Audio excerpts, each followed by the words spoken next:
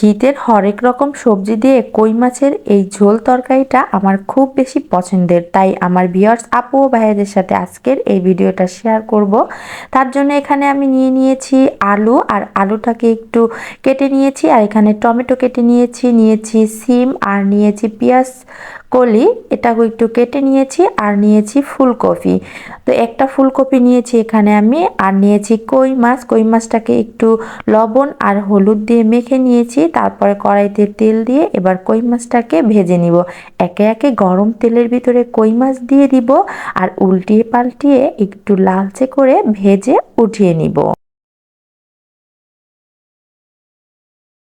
একই কড়াইয়ের মধ্যে আরো কিছুটা তেল দিয়ে পেঁয়াজ কুচি দিয়ে দিব, আর দিয়ে দিব কাঁচামরিচ ফালি। এবার পেঁয়াজ আর কাঁচামরিচটাকে একটু ভেজে নিব, আর ভেজে নেওয়া হয়ে গেলে দিয়ে দিব এখানে রসুন বাটা, আর দিব লবণ, আর পরিমাণ মতো হলুদ, আর দিয়ে দিব পরিমাণ মতো মরিচের গুঁড়া।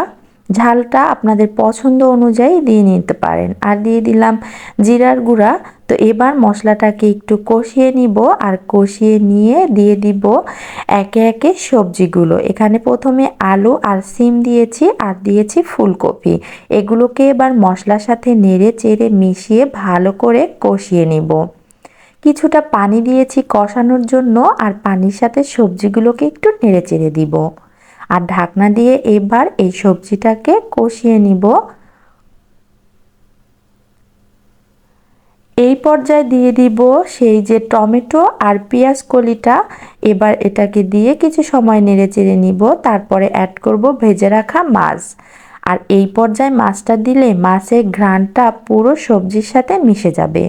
এখন দিয়ে দিব ঝোলের পানি, আর যেহেতু কই মাছের ঝোল রান্না করব তাই ঝোলের পরিমাণটা আমি একটু বেশি দিয়েছি। কিছুক্ষণ জাল করে নেওয়ার পর ঝোলটাও টেনে গিয়েছে, আর নেড়েচেড়ে দেখেন সবজিগুলোকে একদম নরম হয়ে এসেছে। এবার উপর দিয়ে দিব ধনিয়া পাতা।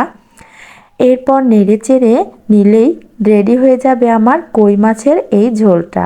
এই ঝোলটা খেতে দারুণ টেস্ট, আর শীতের সময় তো কোনো কথাই নেই। যদি এই সকালবেলা গরম ভাতের সাথে এই সবজির তরকারিটা হয় তাহলে আর কিছুই লাগবে না। তো বন্ধুরা, রেসিপিটা তোমাদের কাছে অবশ্যই ভালো লাগলো।